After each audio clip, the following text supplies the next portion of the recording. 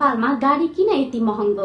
इन्डियामा 10-12 लाख पर्ने गाडी नेपालमा किन 50 लाख भन्दा पनि बढी पर्छ? कहिले सोच्नु भएको छ? प्राय सबैजनाले नेपालमा गाडीको ट्याक्स धेरै छ भन्नुहुन्छ होला, तर तपाईले किनेको गाडीमा के कस्ता ट्याक्स लाग्छ तपाईलाई थाहा छ त? ओके, त्यो बुझ्नको लागि हामीले यहाँ एउटा कारको मूल्य इन्डियामा 10 लाख छ भनेर मानौँ है त। अब त्यो नेपाली 16 लाखको गाडीमा हाम्रो सरकारले सोझै 80% कस्टम ड्युटी ट्याक्स लगाइदिन्छ। त्यसैले पहिलो चरणको ट्याक्समै हाम्रो गाडी लगभग डबल महँगो भइसक्यो।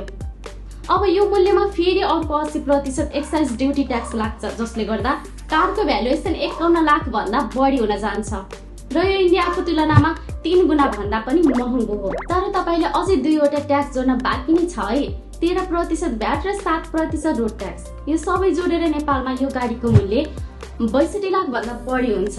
त्यसैले नेपाल सरकारको ट्याक्सले मात्रै गाडी कति महँगो हुने रहेछ भनेर तपाईहरूले देख्नै हाल्नुभयो। बट कुरा यही सकेको भने चाहिँ छैन है, यो त राज्यले तोकेको कर मात्रै भयो। अब यसमा हामीले इम्पोर्टर अथवा डिलरले नेपालमा यो गाडी भित्र आउँदा लगाउने ढुवानी खर्च त जोडेकै छैनौं। त्यसमाथि डिलरको केही प्रतिशत नाफा पनि हुनै पर्यो। त्यसैले यो दुईवटा कुरालाई हामीले जम्मा-जम्मी 10% मा समेट्यो भने पनि गाडीको मूल्य नेपालमा लगभग 69 लाख हुन्छ।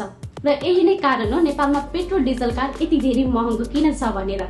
सो तपाईलाई के लाग्छ त, नेपालमा कार चल्नु फाइदा कि बेफाइदा?